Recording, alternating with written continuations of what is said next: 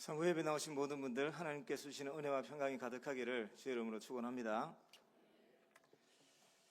하나님께서 우리를 구원하셨는데 왜 구원하셨을까요? 하나님께서 우리를 죄와 사망의 권세에서 건져주셨죠. 건져주셨는데 그 하나님의 목적은 건지는 것에서 끝나는 것이 아니라 우리로 하여금 하나님 나라로 들어가서 하나님을 제대로 섬기고 살게 하는 것, 하나님과 하나님의 백성들이 참된 교제를 하면서 주님의 이름을 높이며 살게 하는 것, 그것의 목적이 있습니다.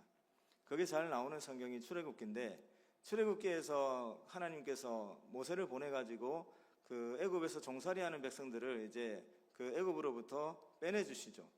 빼내주시는데 항상 하나님께서 거기서 강조하는 게 그 백성들을 보내라 하셨는데, 보내는 목적이 그들이 나를 섬기게 할 것이다 라고 하나님이 말씀을 하세요. 그래서 이스라엘 백성들이 애굽에서 종살이를 하다가 이제 종의 이제 멍에를 벗어버리고 자유인이 되죠. 자유인이 되어서 하나님이 마련하신 새 땅, 가나안 땅에 들어가서 그곳을 타락하게 만들었던, 그곳을 그 죄와 어둠의 소굴로 만들었던 그 땅의 백성들을 몰아내고 하나님의 백성들이 그 땅을 차지해서 하나님의 말씀대로 살아가게 하는, 그것이 하나님의 목적이었습니다. 자, 그런데 그 아주 오랜 시간 동안 죄와 사망의 권세 아래 살아가던 사람들이었어요. 애굽에서 종살이를 하면서 살아가던 사람들이었습니다. 그 사람들이 사는 장소만 옮겨졌다고 해서 그들이 하나님이 원하시는 어떤 방향으로, 하나님이 뜻하는 어떤 계획대로, 하나님께서 어떤 목표했던 그런 삶의 목적을 가지고 하나님이 원하시는 태도로 살아갈 수가 있겠습니까? 그렇게 살아가기가 힘들죠. 수십 년 동안 몸에 배었던 어떤 그런 습관들이 자연스럽게 나오는 게 정상입니다. 그래서 하나님은 하나님의 백성들이 하나님의 백성이라고 하는 정체성을 가질 수 있도록, 올바른 가치관을 가질 수 있도록, 또 하나님께서 원하시는 삶의 목적을 가지고 그 방향을 따라서 살아갈 수 있도록 여러 가지 것들을 이제 하나님께서 다듬어 나가시는데, 그것을 다듬어 나가실 때가 언제냐면 오늘 우리 창세기 요셉이 이야기를 하는데 풍년의 때가 아니라 기근의 때에 그런 일들을 하십니다.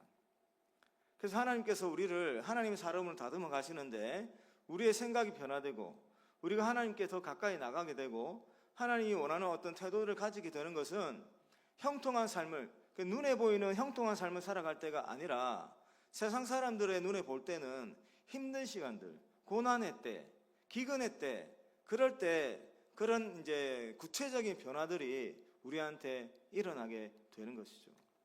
그래서 이제 성경에서는 고난을 이제 축복의 통로라고 하는 이유가 거기 있는데, 오늘 우리가 이 기근의 때에 요셉에게 어떤 일이 일어나는지, 또 요셉뿐만 아니라 요셉의 가족들, 형들도 있을 것이고 야곱도 있는데 그 가족들에게 기근의 때에 어떤 일들이 일어나는지, 그것을 통해서 하나님이 우리에게 어떤 삶을 살아가는지에 대해서 살펴보겠습니다.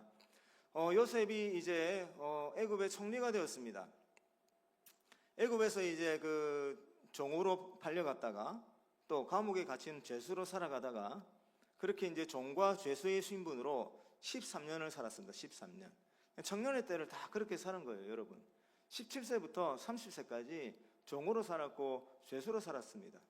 이 청년의 시간을 지날 때 이 요셉이 마음이 얼마나 많이 무너졌겠습니까?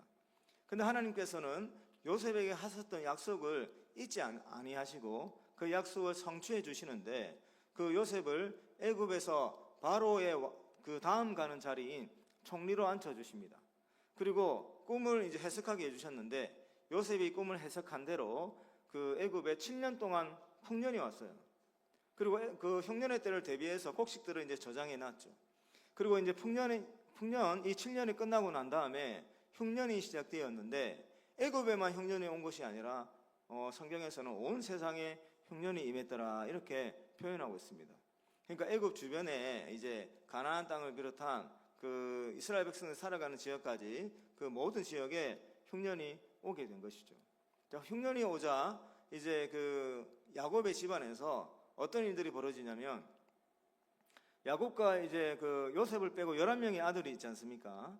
이때가 이제 요셉이 30세가 훌쩍 넘은 때이니 첫 번째 그 아들의 나이도 제법 많이 될 거예요. 그러면 야곱의 나이도 이제 아주 많이 되는 것이죠. 자, 그런 상황에서 이 흉년이 와가지고 먹을 것이 이제 부족해진 시기에 이제 그 식솔들이 생기를 이어 나가야 되지 않습니까? 근데 이 10명의 아들들이 별다른 대책을 찾지 않고 있는 겁니다. 그래서 누가 나서고 있냐면 야곱이 나서고 있어요. 야곱이 나서면서 그 10명의 아들들에게 뭐라고 얘기하냐면, 지금 사람들이 다 애굽으로 양식을 구하고 이제 그렇게 하는데 너희들은 어떻게 너희들 서로 얼굴만 바라보고 있느냐, 그렇게 얘기하는 거예요. 그러니까 10명의 아들들이 지금 무엇인가를 하지 않습니다. 위축되어 있는 거예요. 적극적으로 나서지 않고 있습니다. 그 모습을 보니 답답해서 아주 이제 노인이 된 야곱이 너희들 가서 좀 대책적 마련해봐라. 내가 들어보니 애굽에는 양식이 있다고 하던데 많은 사람들이 애굽으로 양식을 구하러 가고 있는데 너희들도 가서 양식을 좀 구해와라. 그렇게 이야기를 하는 거죠. 그래서 이제 양식을 구하기 위해서 야곱의 집안에서 이제 사람들이 길을 떠나는데 누가 길을 떠나냐면 요셉의 10명의 형들만 길을 떠납니다. 아들이 한 명 더 있지 않습니까? 그 집안에 베냐민이 있잖아요. 베냐민도 아이가 아니죠. 거의 30살 가까이 된 이제 어른이에요. 어른. 그 베냐민이 있는데 야곱은 베냐민은 보내지 않고 10명의 형들만 곡식을 구하러 가는 길에 보내는 것이죠. 여러분, 오늘 이 장면을 보면 이 야곱의 집안에 여러 가지 조금 이제 좀 불편한 어떤 모습들이 보여요. 첫 번째는 이 10명의 형들의 어떤 태도입니다. 태도. 이 10명의 형들이 그 요셉을 팔아버리고 그 다음에 얼마나 이제 위축이 되었겠습니까? 이 10명의 형들이 어떤 사람이었냐면 야곱의 그 집안에 큰 환란이 있었던 적이 있었죠. 그 세겜 족속들이 그 여동생 디나를 강간을 했을 때 그때 10명의 형들 중에 둘째와 셋째 시므온과 레위가 어떻게 했습니까? 아버지의 의사도 묻지 않고 이들이 그 세겜 족속에게 가가지고 그들과 이제 그 화친하는 척하면서 그 백성들이 세겜 족속들이 다 할례를 받게 해가지고 아주 무참하게 그 세겜 족속들을 학살했던 사람들이 바로 시므온과 레위였어요. 둘째 아들과 셋째 아들이었습니다. 이런 이제 성정에 있던 아들들이었어요. 그런데 지금은 이 형들이 아무런 이제 그 움직임을 보이고 있지 않습니다. 이 긴급한 위기를 만났는데도. 그러니까 그 죄를 요셉을 팔고 나서 그 유다의 모습도 우리가 이제 살펴봤지만 이 형들이 아버지의 얼굴을 볼 수가 없는 그런 상황인 거죠. 대단히 위축되어 있는 상황임을 알 수 있습니다. 그런데 또 야곱도 보면 이 문제가 아직까지 있어요. 야곱이 이제 그 야곱의 아들들 중에서 형들이 서로 모의를 해가지고 요셉을 죽이려고 하는 일들이 일어났었거든요. 그러니까 차마 죽이지는 못하고 요셉을 종으로 팔아버렸단 말이에요. 그런 일이 일어나게 된 어떤 원인이 누구한테 있었냐면 야곱에게 있었어요. 왜 야곱에게 있었냐? 야곱에게 부인이 4명이 있었지 않습니까? 부인이 4명이 있었는데 야곱이 가장 사랑했던 부인은 누구였냐면 라헬이었습니다. 나중에 우리가 이제 창세기 42장 뒤편을 쭉 읽어보면 나오는데 더 사랑했다 정도가 아니라 야곱은 자신의 아내는 라헬만 있었다라고 표현할 정도로 다른 3명의 부인은 그렇게 중요하게 생각하지 않았어요. 야곱에게 있어서 자기의 부인은 라헬이었어요. 그 라헬의 몸에서 태어난 요셉을 너무너무 아꼈던 겁니다. 그러니 이 10명의 형들이 시기심과 질투심이 가득 차게 되었던 것이죠. 그러므로 그 요셉을 죽이려고 하는 마음까지 품게 되었던 건데 시간이 많이 흘렀습니다. 시간이 13년이 홀쭉 지나가지고 오늘 다시금 이 식량을 구하러 가야 되는 이 시점에 야곱이 형 10명을 보내는데 베냐민은 보내지 않고 있어요. 베냐민은 왜 안 보냈을까요? 이 야곱에게 이 트라우마가 있습니다. 전에 한번 10명의 형들이 있는 곳에 요셉을 보냈지 않습니까? 요셉을 보냈다가 요셉이 이제 짐승에게 찢겨 죽었다라고 하는 그런 소식을 들은 거예요. 그렇지만 야곱에게 마음에는 불안함이 있습니다. 그 형들의 10명의 형들과 베냐민과 같이 있는 것을 믿을 수가 없는 거예요. 그래서 이 베냐민을 보내지 않고 자기가 그냥 같이 이렇게 있게 하는 겁니다. 여러분, 그런데 이 야곱의 모습이 뒤에 계속되어 이어지는데 이제 형들이 가서 누구를 만나냐면 요셉을 만나잖아요. 요셉을 만났는데 요셉이 형들에게 식량을 그냥 주지 않습니다. 그냥 주지 않고 이제 그 형들이 정탐꾼이다라고 하면서 그들을 이제 애굽에 묶어둬요. 처음에는 10명 중에 9명을 다 묶어두고 한 사람만 다시 가나안 땅에 돌아가서 너희들이 말한 그 막내 동생 베냐민을 데리고 와라. 그럼 내가 너희들이 정탐꾼이 아니다라고 하는 사실을 믿겠다라고 했는데 3일이 지난 이후에 그 10명 중에 9명을 가두는 것이 아니라 한 명만, 너희들 중에 한 명만 이곳에 갇혀 있고 나머지 9명은 곡식을 가지고 집으로 돌아가서 너희 식솔들의 굶주림을 해결하고 그리고 베냐민을 다시 데리고 와라. 그렇게 이야기를 했던 거예요. 그래서 이 형들이 이제 시므온은 잡혀 있고 나머지 9명이 가나안 땅에 곡식을 가지고 가죠. 그때 야곱에게 이제 이야기를 합니다. 애굽에서 이런 총리를 만났는데 우리가 우리의 이제 가족 사항들을 다 이야기를 하고 식량을 구하기 위해서 왔다 했는데 우리를 믿지 못하고 정탐꾼이라고 하면서 막내 동생을 데리고 오라고 했습니다. 이렇게 이야기를 보고를 한 거예요. 그때 야곱이 어떻게 반응을 합니까? 베냐민을 보내지 않죠. 여러분, 야곱이 베냐민을 보내지 않습니다. 이거 얼마나 이 충격적인 사건인가요? 지금 애굽에 누가 잡혀 있습니까? 시므온이 잡혀 있습니다. 그러면 그 시므온은 어떻게 하란 말입니까? 야곱에게는 12명의 아들이 있는데 요셉은 잃어버렸다고 치고 그 11명의 아들이 있는데 시므온이 잡혀 있는데 야곱은 시므온은 이미 포기를 합니다. 포기를 하고 베냐민만 지키려고 하는 거예요. 자, 이러다가 그 다음에 또 이제 기근이 계속되잖아요. 기근이 계속되자 이제 가지고 왔던 곡식들이 또 다 떨어졌습니다. 그러자 또 이번에도 아버지가 먼저 났습니다. 야곱이 형들에게 먼저 이야기를 해요. 곡식이 다 떨어졌으니 다시 애굽에 가가지고 곡식을 가지고 와라. 이렇게 얘기하는 거예요. 그러자 형들이 그냥 갈 수가 없잖아요. 다시 갈 때 누구를 데리고 가야 됩니까? 베냐민을 데리고 가야 되는 거예요. 베냐민을 안 데리고 가면 곡식을 구할 수도 없고 자기들의 그 목숨도 어떻게 될지도 모르는 상황인 거죠. 그래서 그때 이제 다시 여러 형들이 이야기를 합니다. 그러자 이제 그 야곱이 형들의 그 말을 듣고 이제 더 이상 어찌할 수가 없잖아요. 베냐민을 보내지 않으면 더 이상 곡식을 구할 수 없는 상황이다라고 하는 것을 인정을 하게 되고 그제서야 내가 베냐민을 보내겠다. 하나님께서 그와 시몬을 다시 보내주기를 내가 원한다라고 하면서 베냐민을 보내는 겁니다. 여러분, 이런 이제 기근의 때 일어난 이 장면을 보면서 어떤 것을 우리가 알 수 있냐면, 여러분, 야곱이라고 하는 아버지가 이 대단한 집착을 보이고 있는 존재가 있는데 그게 누구냐면 바로 요셉이에요. 그런데 지금 요셉이 없으니 요셉의 동생인 베냐민에게 그런 집착을 보이고 있는 겁니다. 근데 그 집착이 누구로부터 시작이 됐습니까? 라헬이에요. 라헬. 자기가 가장 아끼고 사랑했던 부인이 라헬. 그 라헬의 몸에서 태어난 아들 요셉. 그 요셉을 너무너무 사랑하고 아껴서 그를 자기 후계자로 삼아가지고 채색 옷을 입혔는데 그 요셉이 이제 죽었다라고 하는, 짐승에 물 찢겨 죽었다라고 하는 소식을 듣고 나서는 그 집착이 누구에게 이제 옮겨졌냐면 베냐민에게 옮겨졌습니다.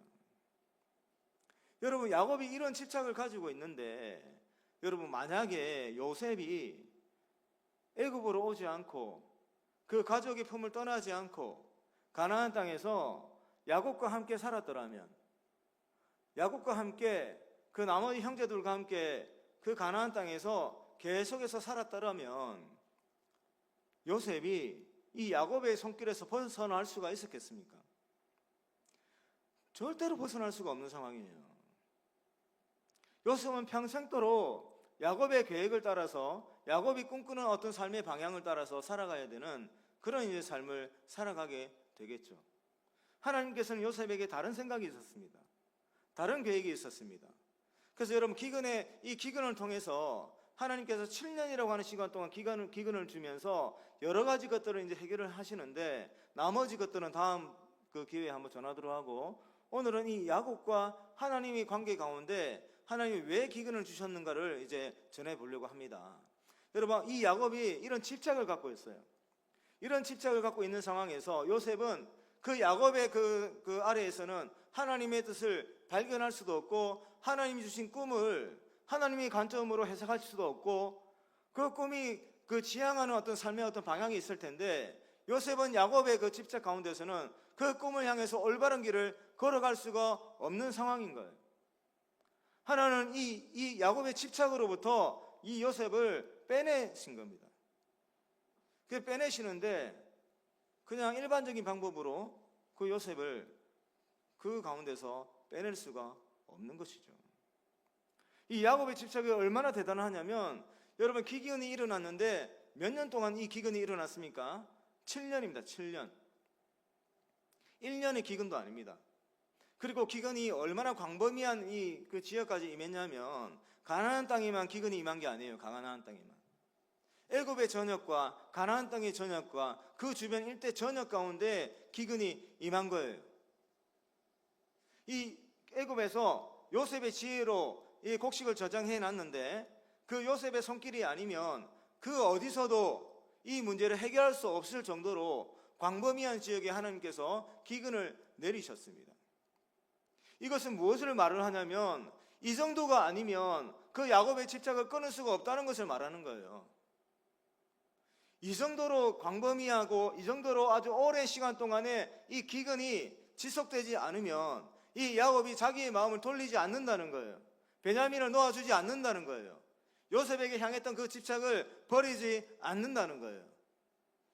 하나님은 이 기근을 통해서 야곱의 집착을 깨트려 버리는 것이죠. 여러분, 이 요셉의 이야기는 비단 요셉의 이야기일 뿐만 아니라 야곱의 이야기입니다. 하나님께서 야곱을 향하여 가지고 계신 계획이 있었는데, 이 야곱을 바로 세우고자 하는 계획도 포함이 된 것이죠.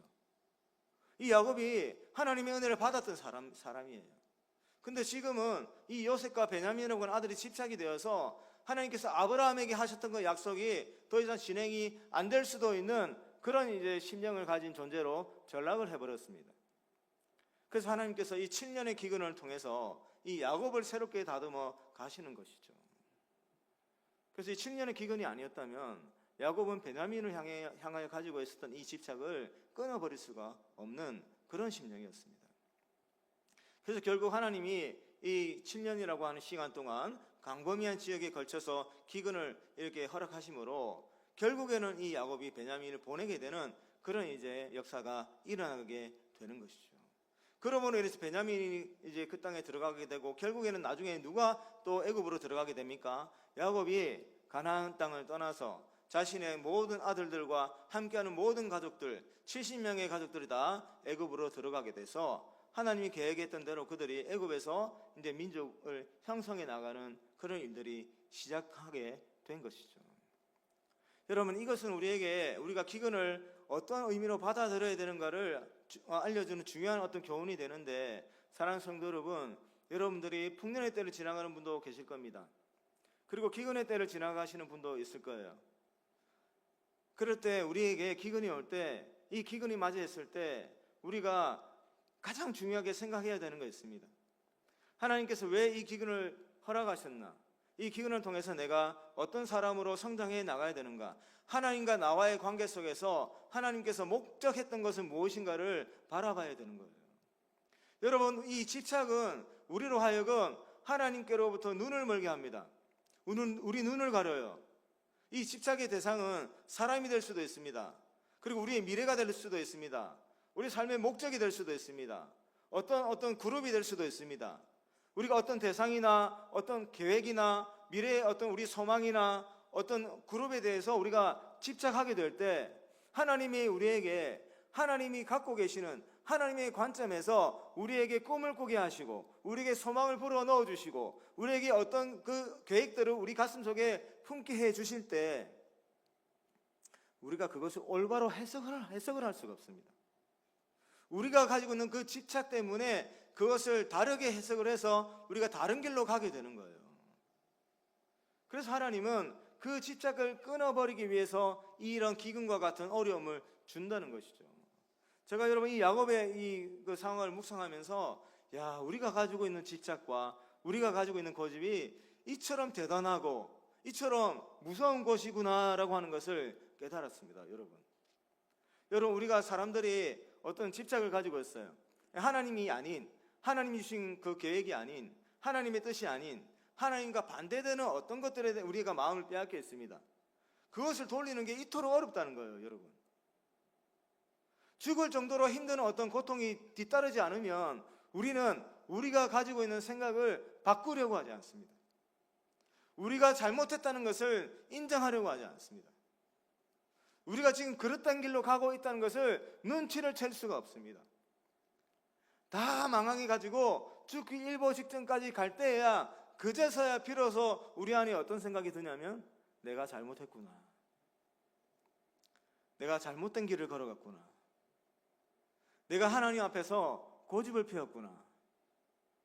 내가 하나님이 아닌, 하나님의 뜻이 아닌 다른 것들에 마음을 빼앗기고 그것에 집착을 해서 하나님이 보여주시는 꿈과 완전히 다른 길을 걸어갔구나 라고 하는 것을 그제서야 인정을 하게 되는 겁니다. 그만큼 우리의 생각과 우리 고집이 무섭다는 것을 오늘 이 야곱을 통해서 하나님께서 우리에게 보여주시는 것이죠. 여러분, 이 말씀에 동의를 하십니까? 우리 청년들 동의를 하십니까? 여러분, 누군가가 우리가 편안할 때 옆에서 아주 편안한 분위기에 아주 긍정적인 어떤 밝은 어떤 어투로 우리에게 어떤 조언을 할 때 우리가 잘 받아들입니까? 우리가 잘 받아들이고 그래 내가 잘못 생각했네 인정하고 바로 우리 삶의 방향을 수정해가지고 하나님이 원하시는 그곳으로 즉시 뒤돌아서서 그 길로 걸어가는 그런 존재가 우리인가요? 그렇지 않죠. 얼굴과 표정은 긍정적으로 받아들이죠. 아, 좋은 생각이네. 내가 미처 생각 못했네 라고 들으면서 돌아서서는 우리는 무슨 생각을 하고 돌아갑니까? 내가 생각했던 대로 계속해야지 이 생각하면서 돌아가지 않습니까? 그게 바로 우리들의 모습이에요. 그래서 하나님께서 그것을 깨트리기 위해서 아주 거대한 역사를 한다는 거죠. 온 세상에 기근이 임해야 그 생각을 변화할 수 있을 정도로 우리의 고집과 우리의 집착은 너무너무 대단한 거예요. 죽지 않으면 이 바뀌지 않는 그런 고집들을 우리가 가지고 있습니다. 그래서 성도 여러분, 우리 청년 여러분, 우리 지금 살아가고 있는 때에 만약에 기근이 찾아왔다, 환란이 찾아왔다, 이해할 수 없는 고난이 찾아왔다, 그때는 한번 돌아봐야 되는 겁니다. 하나님과 독대하는 시간을 가지면서 내가 지금 하나님 앞에서 무슨 고집을 피우고 있는 건가? 하나님이 내게 주신 어떤 그 마음들과 뜻이 있었는데 그 뜻을 향해서 내가 지금 어떤 마음가짐을 가지고 달려가고 있는 건가? 나는 지금 하나님이 원하시는 반대 방향으로 가고 있는 것은 아닌가? 심각하게 하나님과 독대하면서 그 기근의 목적을 깨달아야 하는 거예요. 그래서 우리 마음을 돌이킬 때 그 기근이 끝이 나는 겁니다. 여러분, 그래서 이 기근에 우리에게 주는 유익함이 뭐냐면 우리로 하여금 집착에서 벗어날 수 있도록 하나님이 아닌 다른 것에서 우리의 마음과 우리의 어떤 손을 끊을 수 있도록 도와주는 게 바로 이 기근의 때인 거예요. 이게 풍년의 때는 절대로 이런 일이 일어나지 않습니다. 걱정할 게 없는데 우리가 뭘 뒤돌아보겠습니까? 모든 것이 성공하고 모든 것이 잘 되고 모든 것이 풍족한데 우리가 뭘 뒤돌아보고 하나님의 뜻에 대해서 고민하고 내가 지금 하나님 앞에서 어떤 그 태도로 서 있는가를 고민하겠습니까? 풍년의 때에는 이런 일들이 일어날 수가 없어요. 그래서 여러분, 하나님이 우리를 좀 더 좋은 사람으로 성장시키고 좀 더 하나님의 사람으로 다른 어떤 그런 모습을 갖게 하기 위해서 기근의 때를 허락하는 것이죠. 여러분, 그래서 어렵고 힘든 시간이 찾아올 때 절망하지 마시고 이 가운데 이 기근은 반드시 하나님이 함께하는 시간이고 이 기근을 통해서 하나님은 나를 변화시킬 것이고 나를 조금 더 성숙한 사람을 변화시켜서 더 귀한 열매를 맺게 하는 그런 날이 오게 될 거다라고 하는 마음가짐으로 그 기근을 받아들이시기를 바랍니다. 여러분, 제가 예수님을 믿을 때 믿을 때 동시에 이제 연애를 하고 결혼을 했어요. 그래서 이제 결혼을 하면 이제 당연히 잘 살겠지, 행복하겠지라고 하는 기대로 결혼을 하지 않습니까? 저와 아내는 나중에 이 성격 테스트를 해보니까 모든 것이 반대였어요. 단 한 가지도 똑같은 부분이 없었습니다. 한 사람이 그래프 위에 있으면 한 사람은 요 밑에 있는 거예요. 그 말은 그냥 어떤 한 가지 문제를 놓고 이야기를 하면 다 이 180도 다른 이야기를 하는 거예요. 근데 이게 이제 지속이 되다 보니 그냥 서로 각자가 자기 생각을 이야기하는 거잖아요. 근데 다 그 상대방이 하고 반대되는 이야기를 하는 거예요. 그래 이제 오해를 하는 겁니다. 나를 싫어하나? 왜 나를 반대하지? 싸움이 잦아지는 거예요. 그러다가 대환란의 때가 왔습니다. 결혼 3년 차에 대기근의 때가 왔어요. 대기근의 때. 대환란의 때가 왔습니다. 그냥 부딪히면 그냥 불꽃이 튀었습니다. 뭐 싸우다가 지쳐갖고 서로 막 잠이 들 정도로. 우리가 싸우지 않는 날은 힘이 들어서 싸우지 못했던 그런 날들이었습니다. 근데 그때 그와 동시에 아내에게는 저를 향해서 어떤 마음이 있었냐면, 제가 예수 믿은 지 얼마 안 됐잖아요. 그 아내는 4대째 이제 집안이었고 믿음의 집안이었고, 집안에 목사님도 계시고 선교사님도 계시고, 그 뭐 모임에는 뭐 장로님들이고 권사님 다 그래요. 사모님들이고 목사님들이고. 저는 아무도 안 믿는 집에서 혼자 이제 교회에 나가기 시작해가지고 결혼하기 전에 그 가족들의 인사를 그때 갔었어요. 근데 제가 기억나는 게 그 아내 쪽에 그 집안 중에 나이 많으신 고모님이 한 분이 계셨는데, 그 고모님이 저를 보시더니 저 지금 그 예비 신랑이 지금 교회를 간다고 하는데 저거 분명히 이제 결혼하고 나면 교회 안 나갈 거다 지금 결혼하려고 지금 교회 나간다고 하는 거다, 이제 그런 이야기도 이제 들었었거든요. 그러니 이제 제가 신앙생활을 하고 이제 결혼이 시작되고 아내의 마음속에는 제가 빨리 믿음이 자라고 빨리 하나님의 사람으로 성숙해지고 빨리 내가 그 뭔가 좀 눈에 보이는 성장이 있기를 바랬던 거예요. 그래서 여러분 교회 그 같이 이제 결혼하고 교회 나가면서 그 끌려가가지고 성가대도 등록하고 끌려가가지고 어떤 양육도 받게 되고 끌려가가지고 새벽기도도 가게 되고 그렇게 신앙생활을 시작을 했습니다. 그러니까 여러분 저는 그 교회 나가자마자 새벽기도를 나갔던 몇 안 되는 사람 중에 한 명이에요. 그리고 이제 끌려간 거지 않습니까? 손 이제 끌려갔잖아요. 근데 이제 조금 제가 거리를 좁히면 이제 목사님들은, 제가 이제 신앙생활을 이제 결혼하고 나서 수영을 위해서 했는데 새벽에 이제 목사님들 여러분이 계시잖아요. 그런데 맨 처음 보는 이제 신혼부부가 와가지고 손을 잡고 새벽기도 들어오는 거예요. 저는 끌려갔던 건데. 그러니까 막 소문이 났습니다. 야, 새로운 왔는데 교회 신앙생활 시작한 지 얼마 안 됐다는데 새벽기도를 다 나오더라. 그런데 매일 나오더라. 이제 그렇게. 근데 이제 아내 제가 이제 성장하는 속도하고 아내가 바라는 어떤 그런 기대감이 차이가 있잖아요. 그러니까 아내는 저를 뭐 큐티 책도 사주고, 이제 뭐 한 2-3달 됐는데 큐티 책을 사주면서 큐티를 하는데 제가 읽어보고 큐티를 어떻게 하는지 모르겠더라고요. 그런 일도 있었고, 그래서 저는 한 번도 안 보는데 한 장도 안 적었는데 그 큐티 책을 뭐 매일 그 성서 유니온에서는 매일 성경은 2달에 한 번씩 나오잖아요. 나올 때마다 그 책을 사오는데 그 책은 넘기지도 않고 이제 책상에 이렇게 쌓여 나가고. 그리고 저 노래도 잘 못하잖아요. 성가대 나가는데 왜 노래를 그렇게 부르냐, 그래갖고 왜 사람들이 그래요 숙덕숙덕하게 만드냐, 좀 잘하면 안 되냐, 근데 그런 말도 들어야 돼요. 하여튼 그 욕심이 있었던 거예요. 그래서 여러 가지 양육도 많이 받고 그랬습니다. 그런데 그 대환란의 때, 대기근의 시간을 지나면서 제 아내가 저를 그냥 낳아버렸습니다. 그냥 마음속에 저를 낳아버렸어요. 이제 끝이다, 이제 저 인간하고 끝이다, 이렇게. 2007년도 12월 달에 그랬어요. 크리스마스 전날 완전히 저를 이제 낳아버렸어요. 근데 왜 제가 이 얘기를 하냐면, 아내의 이제 신앙생활에 있어서 그때 일어났던 일들이 본인한테는 되게 이제 좀 기억에 많이 남는, 하나님과의 관계에서 새롭게 무언가를 정립하는 그런 은혜가 있었기 때문인데, 본인이 나를 이제 낳아버렸어요. 기근의 때에 나를 낳아버리니까 그 나를 향한 어떤 그 집착을 이제 끊어버린 거죠. 저를 향한. 그때 하나님께서 바로 역사하시더랍니다. 그때 제가 그 교회에서 다니엘 세일의 기도회라고 3주 동안 새벽 기도회를 하는 특별 새벽 기도회 기간에 매일 나갔어요. 매일 혼자 매일 나갔습니다. 그리고 거기서는 이제 소그룹 모임을 사랑방 모임이라고 하는데 뭐 혼자 나갔습니다. 아내는 저한테 이제 나와버렸으니까 같이 뭐 못하는 거잖아요. 혼자 나갔어요. 사랑방에 나가서 혼자. 뭐 예배도 빠지지 않고 들었습니다. 그리고 이제 해가 바뀌고 연초가 되면 선교주일이 있는데 그 선교주일에 부흥회를 합니다. 선교사님 모시고. 그때 또 특별한 은혜를 받았고, 그 해에 단기 선교 그 훈련을 받고 선교지에 나가고, 거기서 이제 제가 이제 다니엘 세일의 기도회 때부터 하나님께 은혜를 받아서, 예전에는 제가 다툼이 있거나 싸움이 있거나 하면 항상 누구 탓을 했냐면 아내 탓을 했거든요. 그런데 다니엘 세일의 기도회 하면서 제가 은혜 받고 제가 처음으로 내가 잘못했구나 그렇게 했어요. 그리고 사랑방 나가고 예배드리고 그 선교 훈련하면서 하나님께서 저를 이제 막 은혜를 주시면서 제가 제 자신을 돌아보고 조금 더 좋은 모습으로 변화하려고 하는 몸부림을 그때 열심히 치던 때였거든요. 그때 이제 아내는 옆에서 그 모습을 바라보면서 많이 놀랬나 봐요. 많이 놀래면서 그 후로 몇 번 저한테 얘기를 했거든요. 내가 당신을 놔버리니까 하나님이 당신을 붙잡고 너무너무 급속하게 이제 이렇게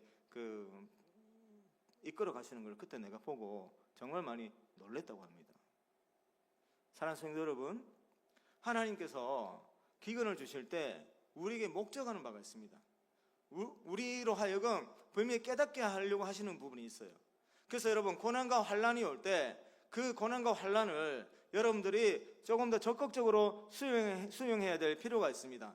그래서 내가 하나님과의 관계 속에서 시선을 지금 어디다 두고 있는지, 내 마음이 지금 어디로 가 있는지, 내가 하나님 앞에 그릇된 태도로 나가고 있는 건 아닌지, 그것들을 빨리 캐치해서 여러분들이 하나님께로 더 가까이 간다면 그 기근의 때는 여러분들을 고통스럽게 하는 그런 어떤 심각한 아픔을 주는 그런 기간이 아니라 여러분들로 하여금 하나님과 관계를 다시 회복해서 한 단계 더 뛰어넘어갈 수 있는 새로운 도약을 할 수 있는 또 다른 지금까지 경험하지 못했던 더 풍성한 풍년의 때를 경험하게 만드는 그런 은혜의 시간이 되는 것이죠.